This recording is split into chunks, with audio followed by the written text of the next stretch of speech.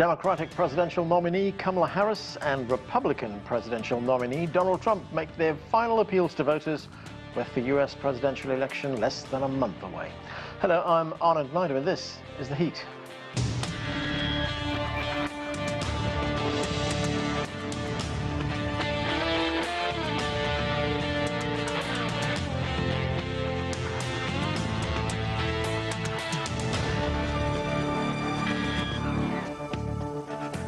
Over the weekend, former U.S. President Trump held a rally in Butler, Pennsylvania, the site where almost 12 weeks ago he was nearly assassinated. This is what he had to say. I returned to Butler in the aftermath of tragedy and heartache to deliver a simple message to the people of Pennsylvania and to the people of America, our movement to make America great again. Meanwhile, Vice President Harris made several media appearances this week, from talk shows to podcasts. She spoke with the radio show host Howard Stern during an interview on Tuesday and had this to say. Listen, I've been the first woman in almost every position I've had. Yeah. So I believe that men and women support women in leadership. And that's been my life experience, and that's why I'm running for president. So, whose message will resonate the most with voters in this last stretch for the White House? To discuss this and more, let's bring in our guests. Joining us from San Diego, Jadan Horyn is a political analyst. Here in Washington, D.C., Rina Shah is a political commentator and analyst. Out of Maryland, Joseph Williams is a former senior editor at U.S. News and World Report, and Imani is an associate professor of digital storytelling at George Washington University. She's right here with us in the studio, and welcome to all of you. Imani, let's start here in the studio. Let's talk about Kamala Harris. As I said, she's been doing this sort of media blitz, hasn't she? She's been talking to everyone, all the big shows, all the big hosts. She's been talking to journalists. She's been talking to comedians. She's been talking to celebrity show hosts. You know, one of the things that the polling has shown is that the people, the voters, don't really know her. Admittedly, she's not had much of a chance to introduce herself as their candidate. She's only been doing this, for 3 months. Will this change?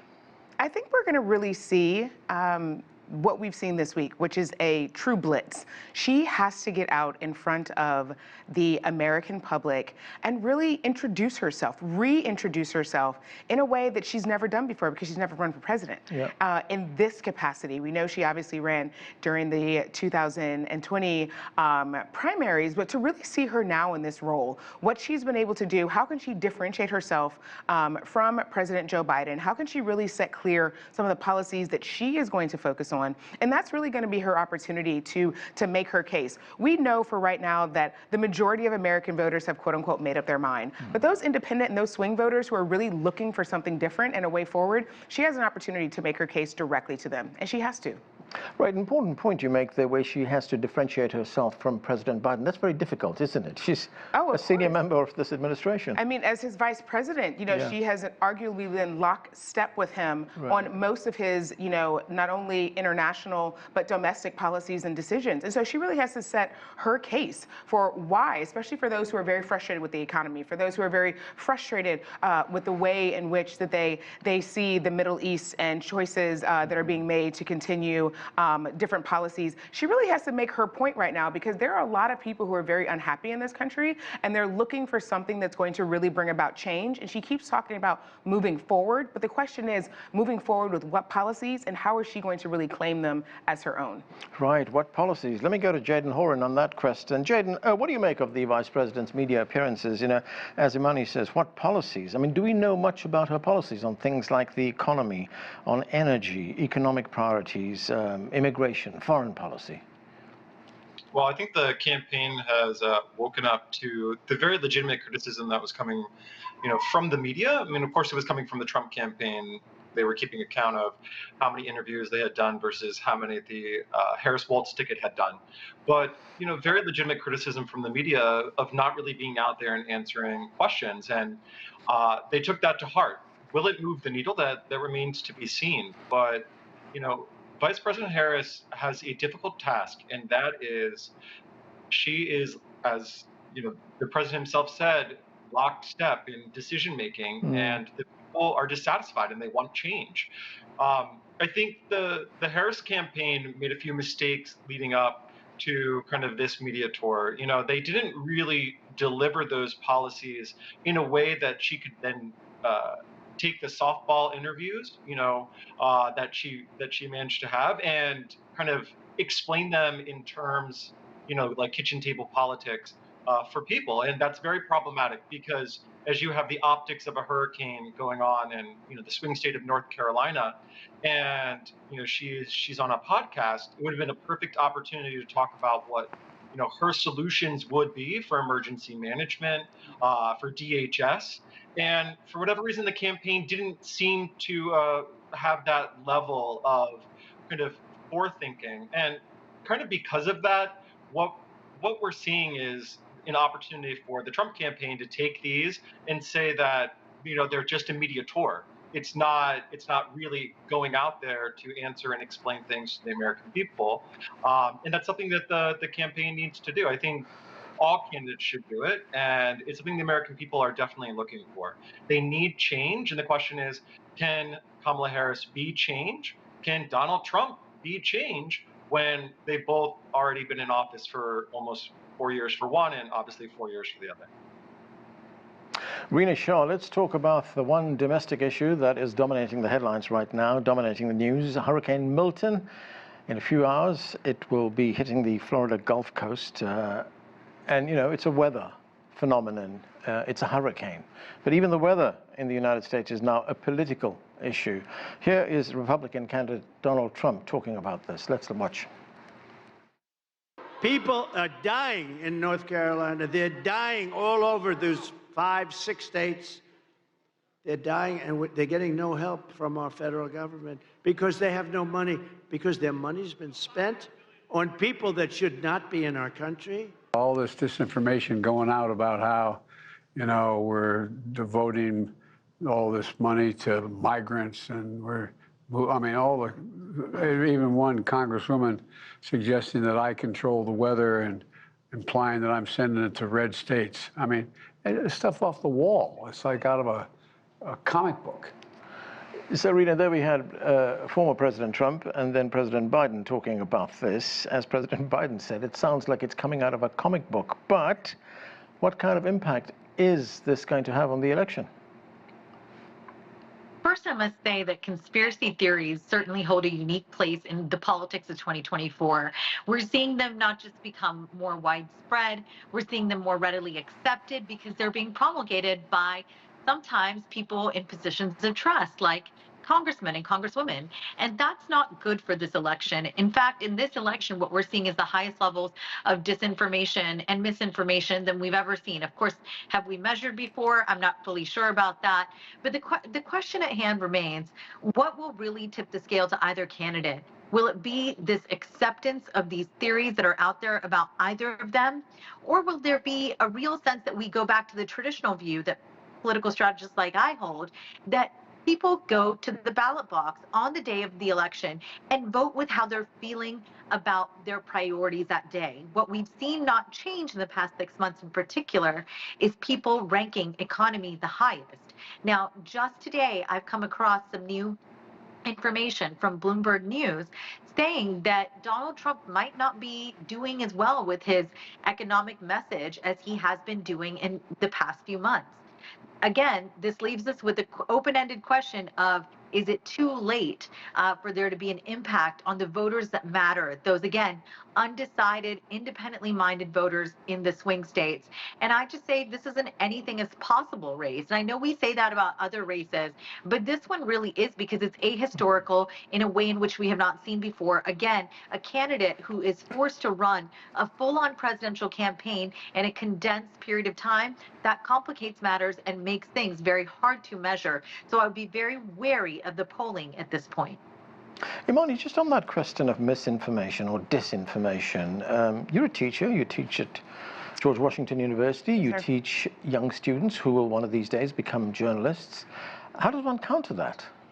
Well, I teach media literacy. Right. It's 25, almost 30% of my pedagogy, and it's really important. And as Rina just mentioned, the numbers are high, and we actually have been tracking this, looking all the way back to 2008, 2012, 16, of course, we saw drastic numbers. But really right now, she's correct. The dis, and malinformation is rampant. And it's everything from something as ludicrous as stating that any political person or any politician has the influence over the weather and sending it directly to red states. But I think a real valid question inside these conspiracy theories are, well, if the case, we are spending billions of dollars a day in foreign affairs, and we could be sending some things to domestic issues and challenges, in particular these crises that we have with Hurricane Helene and now what's coming up with Hurricane Milton. So mis and disinformation is something we have to combat. It should be something I believe taught in as early as elementary schools. But we're looking at it right now at GW. My colleagues and myself, we are focused as well, political communication, on how we can really just create critical thinkers and really challenge our students to make sure that the information coming across their feeds is accurate, and when it's not, they flag it and they don't share it. Do you find that, talking about people acquiring the skills to think critically, do you find that people want to believe these things and it's too easy? Oh, of course. I mean, that's the whole purpose of misinformation, is to appeal to, quote unquote, your weak spots, right? Appeal to the places where you're most likely, well, if you're already kind of someone who is, conservative or, Republican GOP leaning, and so if we give you some, misinformation about Democrats and liberals, then you're more likely to follow that, and vice versa, and it goes across the board. And so it's one of the things where we have to always check our own biases when we're receiving information. It makes you wonder, did Trump really say that? Did Biden really say this? And it really makes us, all of us, young people, anyone in the voter electorate, we need to make sure that we are mindful, because there are a number of individuals, foreign and domestic, who are spreading a lot of misinformation. Okay, let's bring Joseph Williams into this conversation. Joseph, great to see you. I want to talk about immigration, but first I want to get your impressions on that hot button issue of immigration. And what is your view on, Kamala Harris's media appearances over the past week? As I said, she's appeared on several shows. A lot of these shows have very high ratings, but there has been criticism, and we've seen that in the media, that she doesn't display a grasp of these complex issues. She normally segues to, when she's asked a question, she segues to canned answers, which don't really address the question. Is that a problem for her? Well, it seems to be the political currency of the day, quite frankly, because we have both candidates who are doing kind of the same minuet with the press. Trump has been mostly appearing in conservative-friendly outlets and kind of doing the same thing. I mean, you go to one of his campaign rallies, he does talk about issues in big, broad strokes, and with solutions that are frankly, improbable in some cases and flat out impossible in others. So I think the American public is being disserved by that kind of dance that politicians have been trained to do by their media strategists. And Harris is no longer, she's no different than any other politician in that regard. Now, frankly, I think she has done a good job on the media blitz, mainly because she's been trying to get her story out there, which ostensibly is the job of any politician. You want to get your story in front of the people. You want to get the people to understand and sympathize and empathize with where you've come from, where you've been. And in her case, I think one of the previous guests said that this is a condensed campaign that the likes of which we've never seen. So it's a very impressive media strategy to try to do that. Does it inform the voters? Probably not. But again, we tend to vote on impressions and not necessarily on the facts. Okay, Joseph, let's talk about immigration. 6 in 10 voters say immigration is, quote, very important in their view. That's according to a survey done by Pew Research. Who's winning the battle right now on immigration? You'd have to say it's Trump, but Harris is trying to combat a lot of what he's been putting out about immigration. And you've got Trump with peddling the story out of Springfield, Ohio, and that's done a lot of damage to immigration as a policy issue, a serious policy issue that we should be taking seriously. Now, Trump still has the big broad swaths. He's been in office. He's talked about immigration and the hordes pouring over the border to basically threaten our American way of life, and it's really difficult to combat that kind of misinformation. We were talking about misinformation earlier. One of the problems that we're having with this sort of asymmetrical misinformation warfare is a lot of it is coming from one side, and a lot of it is coming from the person at the head of the ticket who used to be the president of the United States. And it's very difficult to talk about the truth when the lie gets so much traction and when so many people are willing to believe it. So immigration is a very serious issue. It should be a policy-centric issue, but right now we're getting a lot of platitudes because immigration is very complex. It's not a simple problem to solve with just just rhetoric alone. And given an intractable Congress where neither party has has cornered the market on palatable ideas on immigration, it's making it that much harder. Imani, you were talking a moment ago about how Kamala Harris has to distance herself in some ways from her boss, the president, especially on some policies, and especially on one issue, and it's a foreign policy issue, that is her views on Israel. I mean, she did an interview with 60 Minutes here in the United States, and during that interview, as she's done with other interviews as well on this particular issue, she repeated that Israel has a right to defend itself. But she dodges the question on how Israel's murder of more than 41,000 Palestinians, among them large numbers of women and children, meets that right that she talks about, Israel's right to defend itself.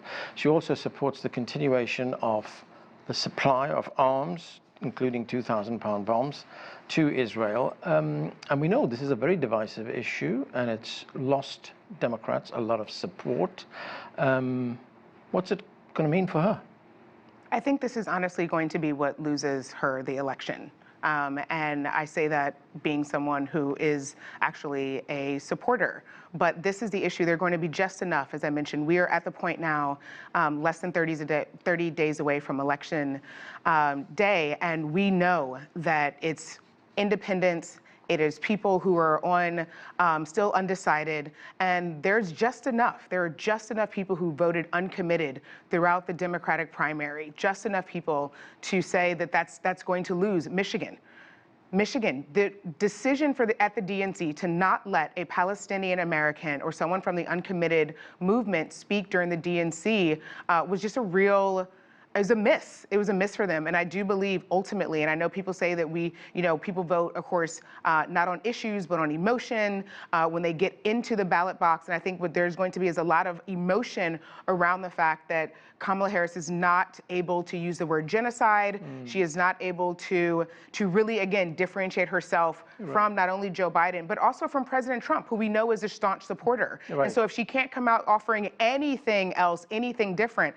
I think this is going to be the issue that ultimately loses her the election. Right, Imani, she's not been helped by President Biden, has she? Because he is, he's repeated his support for Israel all the time. In fact, recently he was asked a question about that support. He was so emphatic about it. He used the word fully, fully, fully 3 times to say, this is whom I support. And I think it's very clear. And this is what those few, again, undecided and uncommitted voters are looking at.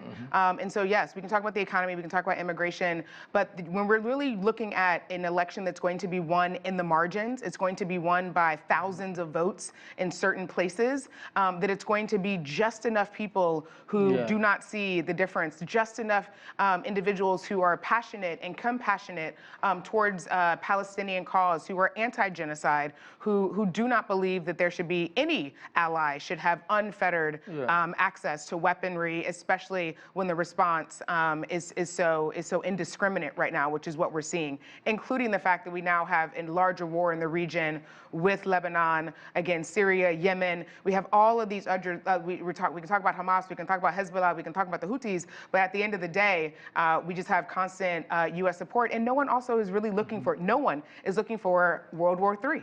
Right, and Iran could get involved in this very quickly too. They're right there. Yeah.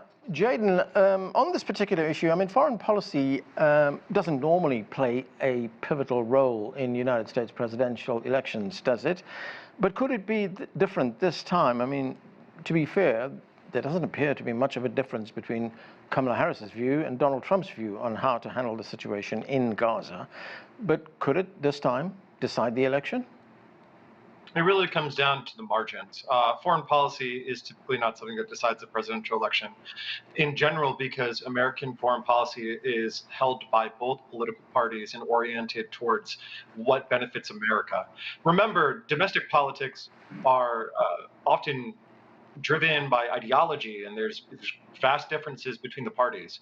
But as Americans, our elected officials understand the intelligence, they read the reports, they look at the geopolitical situation, and they understand what's best for America's interests. And that means a result that is often a steady foreign policy, as we've seen. Some people on the conspiratorial side call it the uniparty, the Washington consensus, but it is really what both political parties have decided on. Now, that being said, we certainly know that for Kamala Harris, it poses a particular political risk in Michigan. Elsewhere, I wouldn't say that it would be something that, except for maybe a few percentage points, points of a percentage point, I should say, of liberal activists might cast a spoiled ballot. But in Michigan, it could pose a particular political risk, and losing Michigan and losing a state like Pennsylvania would become, deadly for the Harris campaign on election night. So, they really have to have a strategy. We saw them gaining in the Sun Belt, a month ago, and that has kind of stalled out. So it is the one time where foreign policy may actually decide just solely on the margins. Rina, there is another issue which has been bubbling up, and it's money. Not money being used by the campaigns in this election, but money that is being sent to Israel. At this stage, I think just this year, the United States has sent just a little more than $20 billion. That's US taxpayer money being sent to Israel. And that's in addition to the amounts that are regularly sent to Israel as part of an agreement with the United States.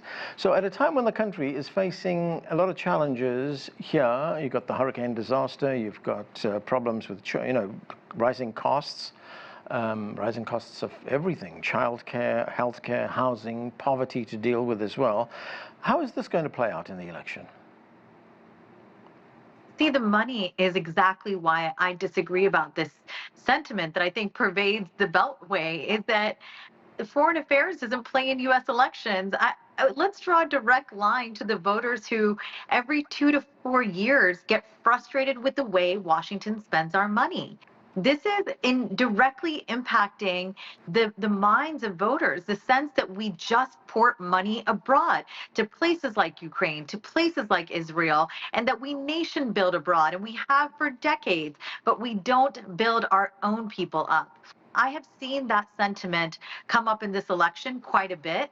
And speaking of Kamala Harris's media blitz, as we did at the top of this show, it's important to listen to what she had to say, too, while she did these interviews. For example, on The View today, the women's talk show, Daytime, she essentially did not do anything to distance herself from President Biden. So many voters may feel that voting for Harris may be a continuation of the same, sending billions of dollars abroad without the taxpayers' explicit approval. And look, many political strategists never thought that Trump would see another day or have numbers like he does in the polls right now, given that he lost in 2020. Again, if we look back at history, we have nothing to really guide us to a conclusion about how well Trump would do. But conventional thinking would lead you to believe that Trump would lose this race, given he lost the last one. But again, it's that sentiment in voters outside of Michigan as well, that both parties, particularly the Democrats that are currently in power in the executive branch right now, that they continue to send too much of our money abroad and don't have enough money for our woes here at home. And so, yes, I think foreign affairs has a serious hand in this election and will help determine the outcome as well, because it's all interconnected, whether we're talking economy, climate, and again, the geopolitical tensions and how we view our leaders as being strong or not strong enough in handling them. Joseph Williams, Kamala Harris would appear to have another problem as well, and it's a problem that was raised in that 60 Minutes interview and how she became the nominee for the Democrats. She was asked on that during that interview whether democracy is best served by President Biden stepping down, and what the interviewer said was handing her the nomination. And this is how she responded. Let's watch. President Biden made a decision that I think history is going to show is rare among leaders, which was to put country before self. And I am proud to have earned the support of the vast majority of delegates and to have been elected the Democratic nominee I am proud to have received the endorsement of leaders around this country from every background and walk of life to fight in this election over the next month for our democracy. So, Joseph, you know, the terminology used by the interviewer there was that she was handed the nomination. Harris didn't secure a single vote in the primary process. So does that interviewer have a point? It depends on who you ask. Basically, most political analysts, most people who study politics for a living, will say that this was a process fair and square, that the delegates did, in fact, sign themselves over to Kamala Harris, who had pledged themselves for President Biden. To average American, it looks a little bit suspicious. And I think that's where the rubber meets the road, is you have a process that was, by political standards, very perfectly legal and above board. She did, in fact, run as part of a ticket. She did, in fact, get delegates duly pledged to Biden to instead support her. So that part of it, you know, nobody should have any problems with. But the problem is that you do have a situation where if you're explaining, you've probably already lost the argument. It's one of the old political truisms. Right. A lot of people don't really understand the mechanisms of that. So far, it does not seem to have cost her very much in the polls. I mean, as a matter of fact, she's done remarkably well, having to come out of the gate essentially a year and a half behind her opponent. But it can cause suspicion in the minds of some people, especially when we have a lot of atmosphere around conspiracy theories and people willing to believe that there's an Illuminati or a hidden hand that's really guiding our American politics. It does not serve to diminish that supposition, and in fact, it could only add to it. And it is up to her to try to demonstrate that it is a legitimate process, that she is the choice of her party, and that that party should be the choice of the American people by extension. Okay, and that is where we have to leave it. We have run out of time. Thank you to all of you for being with us. That's it for this edition of The Heat. I'm Anand Naidu in Washington, D.C. Thanks, Joe.